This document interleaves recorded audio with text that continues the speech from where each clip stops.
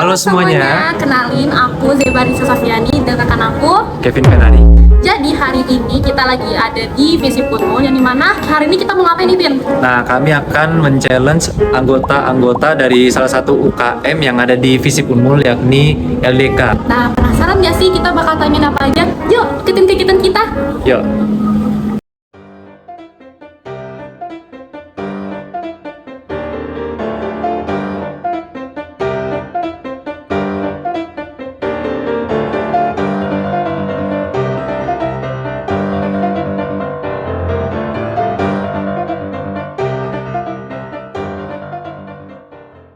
Sebelum kita lanjut, kita harus mengetahui terlebih dahulu apa sih itu faktor hygiene dengan faktor motivator.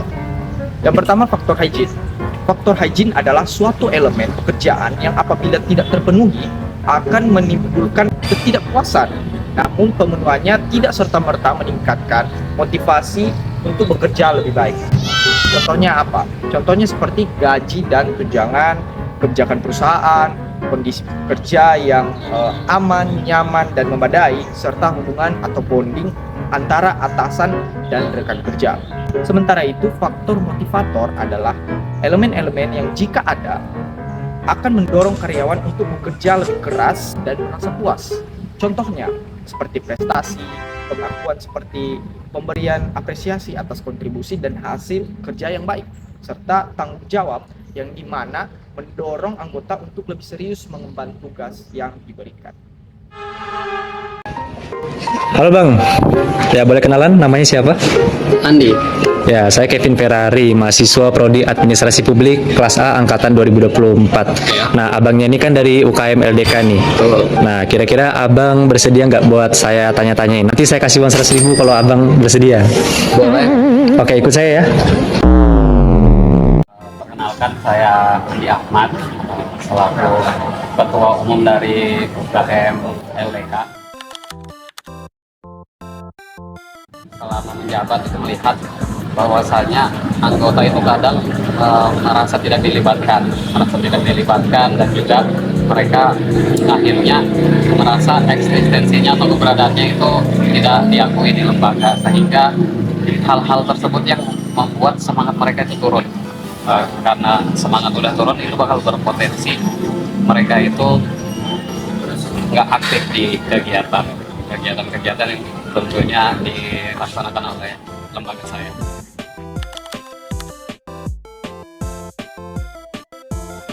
Kami dari LDK itu menerapkan yang namanya musyawarah, dan sehingga anggota itu mempunyai ruang untuk menyampaikan pendapatnya, sehingga kita itu nggak melakukan pengambilan keputusan hanya dengan satu kepala, tapi kita meminta semua pendapat dari anggota, dari inti maupun BPH, sehingga semua pendapat-pendapat itu disatukan dan kita sama-sama menjalankannya dengan lapang dada, karena diambil dengan bermusyawarah.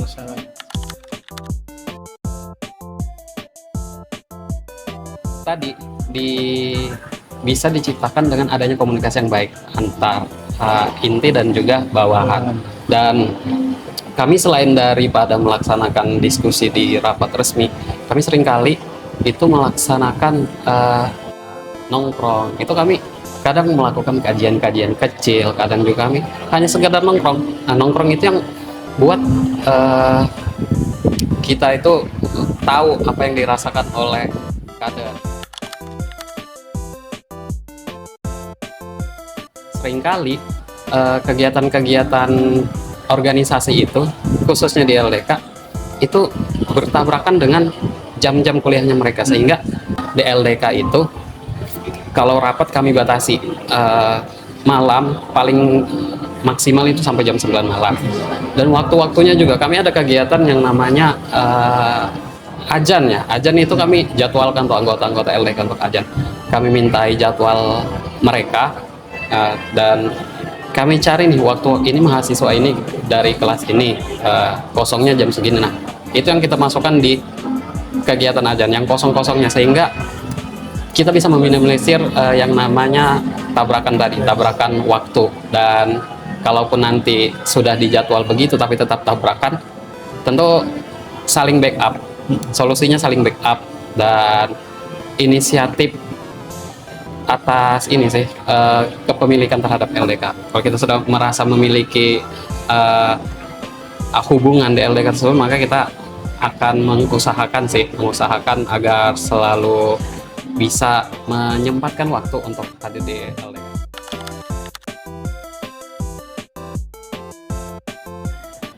Tadi kami sering nongkrong itu untuk caranya agar tetap semangat mereka di lembaga, dan juga kami itu melakukan kegiatan orientasinya bukan hanya orientasi dunia, tapi juga kita berharap kegiatan-kegiatan yang kita lakukan, kontribusi sekecil apapun yang kita berikan di kegiatan kita itu bisa mendapat nilai-nilai ibadah.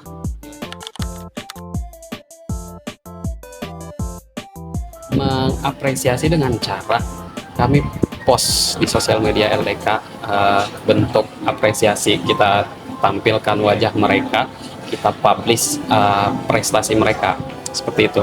Dan juga untuk kader-kader yang aktif, kader-kader yang maksimal dalam melaksanakan amanah, itu kami mengapresiasinya dengan cara di forum-forum itu kami ucapkan, kami sampaikan terima kasih atas kinerja, terima kasih atas dedikasi, dan yang hal-hal seperti itu kelihatannya kecil, tapi itu membuat mereka merasa diakui. Kita jangan merasa kecil, walaupun kita di kepanitiaan hanya sebagai anggota, walaupun di kepanitiaan kita tidak mengambil peran-peran strategis, tapi keberadaan kita itu sangat amat dibutuhkan dalam kepanitiaan. Setiap kontribusi mereka itu sangat berdampak.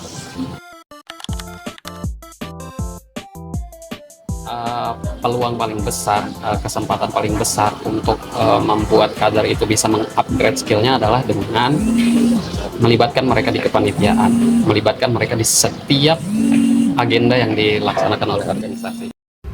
Berdasarkan hasil wawancara, Saudara Andi Akhlak selaku Ketua Umum LDK FISIP Unmul menghadapi tantangan terbesar ketika ada anggota yang merasa tidak dilibatkan dalam kegiatan, sehingga mengatasi hal tersebut dengan mengadakan musyawarah atau komunikasi yang baik dengan anggota untuk memperbaiki hubungan interpersonal demi terciptanya suasana organisasi yang nyaman dan harmonis. Kemudian keluhan berupa jadwal kuliah yang bertabrakan dengan jadwal kegiatan di LDK FISIP Unmul, sehingga penyesuaian jadwal dan juga budaya saling membantu, saling membackup, serta inisiatif dari anggota untuk mengatasi mengurangi ketidakpuasan anggota atau kesulitan dari anggota itu sendiri. Kemudian untuk meningkatkan semangat, Saudara Andi menerapkan faktor-faktor motivator, yakni berupa apresiasi sederhana berupa ucapan pengakuan terhadap kontribusi kader, dan juga menanamkan nilai-nilai berupa setiap kontribusi sekecil apapun itu tetap bernilai ibadah dan juga pahala bagi anggota. Nah, kebetulan ada anggota LDK nih. Ini saya ajak kenalan dulu ya. Halo Bang, boleh kenalan namanya siapa? Boleh Bang, nama saya Asyam Muhazi. Oke. Nah, saya Kevin Ferrari, mahasiswa Prodi Administrasi Publik kelas A angkatan 2024.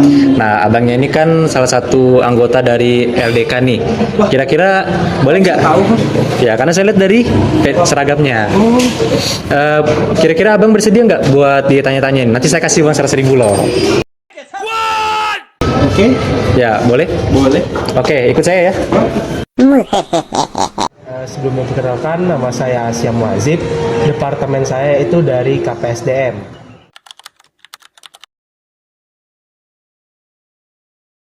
Mungkin ini ya, proker. Kalau kita nggak ada proker, nggak jalan dong organisasinya, RPJ-nya nanti. Ya, lalu yang kedua waser, nggak dapat duit nanti. Nah, mungkin itu. Jelas.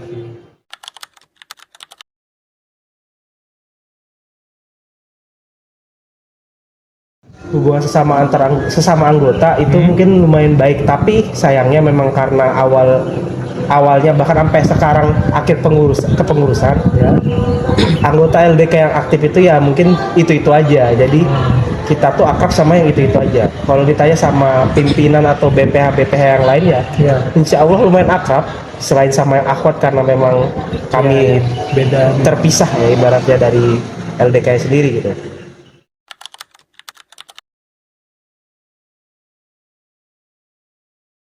Kalau ditanya adil apa enggak, itu kalau menurut saya nggak adil, karena dari pembagian proker sendiri untuk koor itu pasti selalu yang laki-laki, dan yang sekretaris divisinya itu perempuan. Jadi menurut saya itu agak kurang adil dari situ. Ketika pembagian tugas-tugas dari organisasinya, terutama kita akan didampingi sama beberapa yang senior kan, yang jadi senior steering komite di ketika ada kegiatan itu.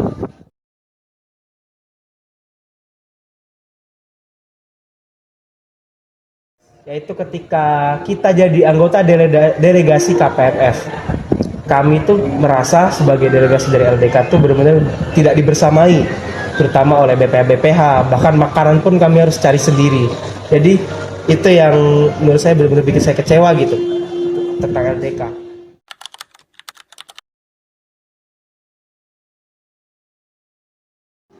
Pertama itu yang bikin puas adalah hampir sebelum kita proker pasti kita diajak nongki.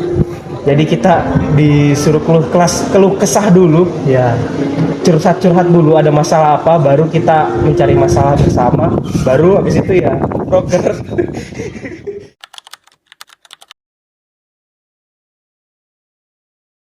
Saya tapi masih bisa dipercaya jadi koor, dan masih dipercaya juga untuk membawa proker di Pusdima, yang mana ibaratnya bosnya LDK.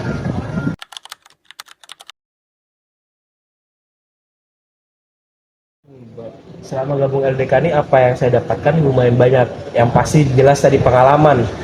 Kayak sebelumnya saya SMA tuh bener-bener orang yang sekolah pulang. Sekarang kuliah ketika saya join LDK bener-bener yang proker ditabrak terus proker. Lalu juga kenalan saya pun bahkan sekarang banyak sampai di fakultas luar FISIP, kayak di kedokteran ada, teknik ada, di hutan ada, ya seperti itu. Dan jelas kemampuan juga dapat karena seringnya jadi koor ketika ada proker besar itu otomatis saya juga harus belajar lagi, entah itu sebagai koor acara, logistik dan lain-lain. Berdasarkan jawaban dari Asyam, organisasi LDK-nya telah berhasil memenuhi faktor hygiene dengan menjaga hubungan antara anggota yang harmonis sehingga mampu mencegah timbulnya ketidakpuasan. Namun, masalah partisipasi yang rendah di mana anggota yang aktif itu saja menjadi indikasi kuat adanya kelemahan pada faktor motivator.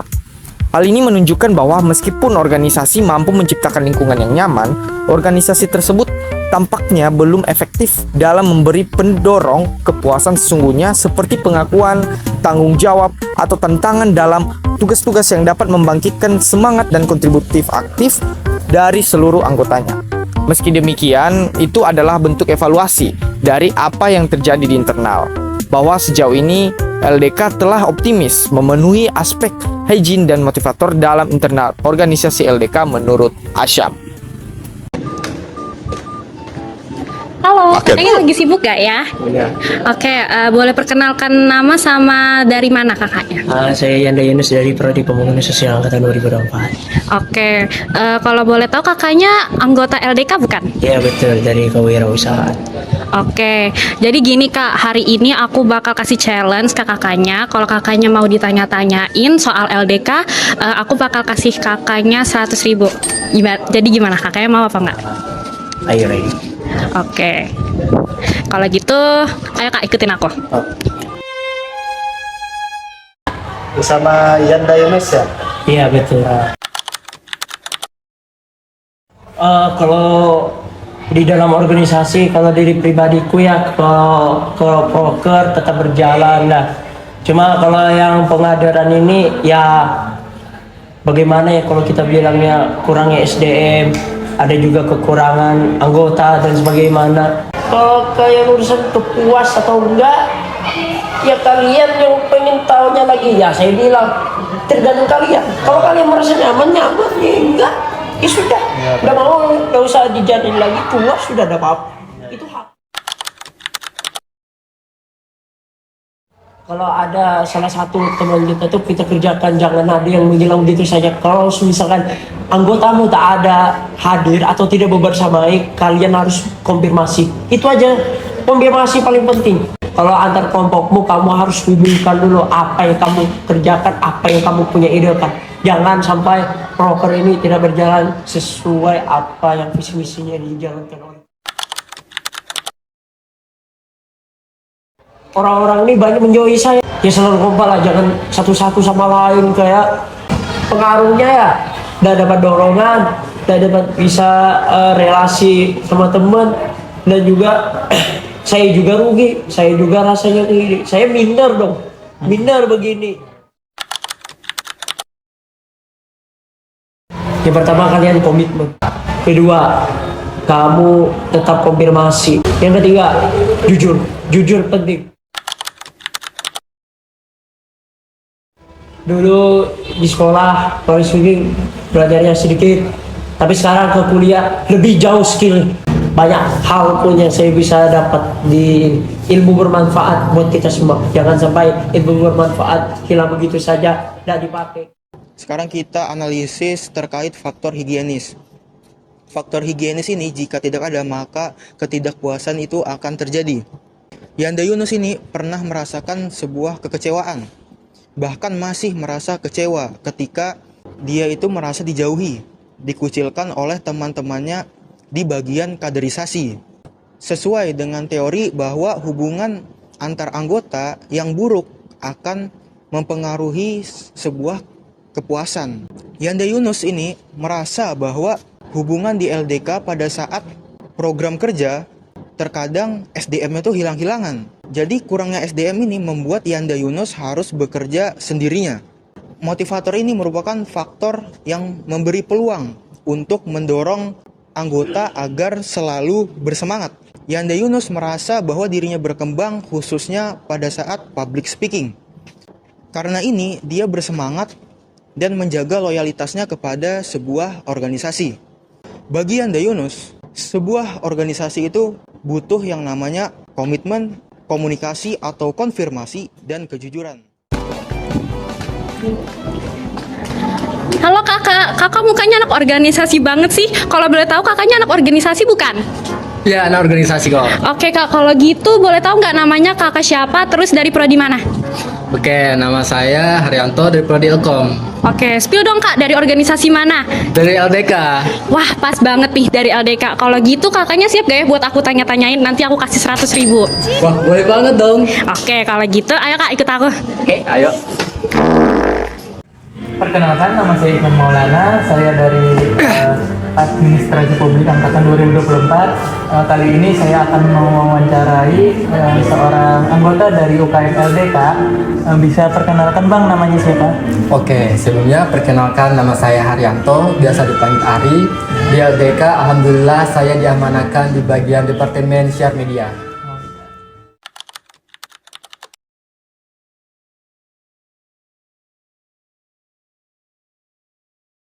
Oke, alhamdulillah di LDK sendiri itu semuanya berjalan dengan lancar.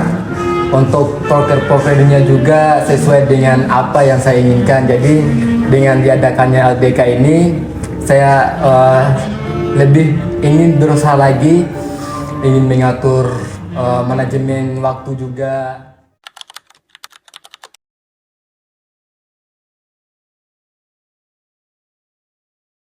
Mendukung sih, karena di LDK sendiri kan ibaratnya yang cowok-cowoknya nih dia kayak lebih memimpin. Nah di situ saya membangun hubungan sebagian besar hanya untuk cowok-cowoknya. Nah karena di LDK sendiri bagian cewek-ceweknya nih itu kayak dijagakan. Jadi kita satu sama lain nih nggak terlalu kenal sama yang cewek-ceweknya. Yang kita kenal itu cuman cowok-cowoknya doang. Nah itu untuk pimpinannya juga, alhamdulillah dia komunikasinya juga lancar. Jadi terstruktur gitu.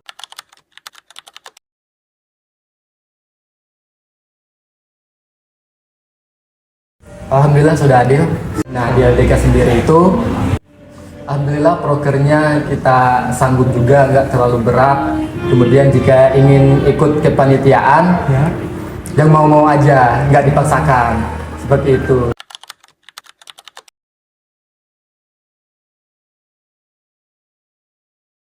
Alhamdulillah selama jadi kepengurusan LDK itu semuanya berjalan lancar, nggak ada yang namanya tidak puas.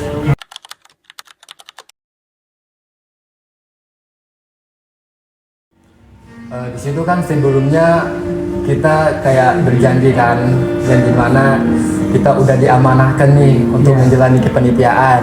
Nah, di situ kami ingin bersungguh-sungguh sambil belajar juga. Ya, ingin mengembangkan diri lah, karena di LDK sendiri tuh tidak memaksakan gitu.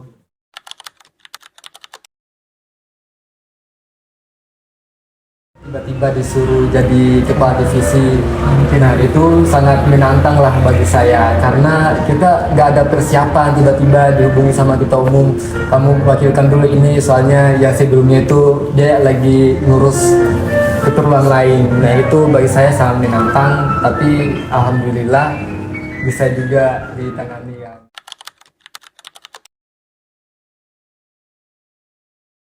Oke, untuk itu yang saya dapat selama kepengurusan LDK ini yang pasti pengalaman, yang tadinya tidak tahu apa-apa jadi tahu kan, terus relasi juga makin banyak kan, makin luas. Tapi yang pasti banyak ilmu yang saya dapat. Setelah mendengar wawancara tadi, kita bisa lihat kalau ternyata faktor hygiene yang ada di organisasi LDK itu sudah cukup baik. Mulai dari alur komunikasi antara pemimpin dan anggota itu sudah cukup jelas dan teratur. Lalu juga menurut Bang Haryanto, pembagian tugas yang ada di organisasi LDK itu sudah cukup adil karena tugasnya sudah dibagi sesuai kemampuan anggotanya masing-masing. Lalu Bang Haryanto juga bilang bahkan kondisi secara umum yang ada di organisasi LDK itu sudah cukup baik. Jadi bisa dibilang dia belum menemukan faktor yang membuat dia kecewa di organisasi LDK. Wah, ternyata faktor motivator yang membuat Bang Haryanto bangga adalah ketika dia ditunjuk menjadi koordinator divisi dalam suatu kepanitiaan. Nah, dari hal ini, ketika dia ditunjuk menjadi koordinator divisi, ada rasa tanggung jawab yang ingin dia lakukan. Dari situlah muncul rasa ingin berkembang dari diri Bang Haryanto. Terus di organisasi LDK ini juga dia mendapatkan banyak ilmu, relasi yang lebih luas, dan juga pengalaman yang sebelumnya dia belum pernah dapatkan. Jadi, itulah tadi faktor yang membuat Bang Haryanto ingin lebih berkembang di organisasi LDK ini. Kita masuk ke solusi yang bakal kita kasih kepada anggota LDK. Jadi solusi yang pertama yaitu memperkuat hubungan antar anggota, yang dimana kita memberikan solusi agar anggota LDK ini dapat memperkuat hubungannya dengan pertemuan rutin secara formal ataupun non formal. Lalu yang kedua yaitu anggota LDK dalam menjalankan kegiatan atau kepanitiaan itu bisa nih mengerjakannya sesuai dengan passionnya, sesuai dengan keahliannya. Lalu yang ketiga yaitu untuk mengatur kegiatan yang dimana jamnya ini akan bentrok nih sama jam kuliah, yaitu dengan cara mengoptimalkan aplikasi-aplikasi online. Anggota LDK itu bisa nih saling memberikan rewards non material.